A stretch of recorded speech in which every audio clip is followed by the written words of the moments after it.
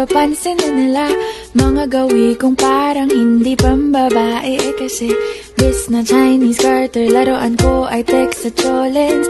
Tapos kajamin ko lagi noon mga sigang lalaki sa amin. Nung ako'y mag-high school ay napabarkada sa mga bay. Curious na babae na ang hanap din ay babae. Sa halip na makeup kit, bit-bit ko ay gitara. Tapos pormahan ko lagi ay long sleeves na t-shirt at faded na lonta. Pero nung makilala kita, nagbagong bigla ang aking timpla. Natutuwa ko na magpariban at mag-ahit ng kilay at least once a month. Hindi ko alam kung anong meron ka na sa akin ay nagpalambot ng bigla. Sinong mag-aakalang lalaki pala ang bibiyag sa tulad kong tigreng gala.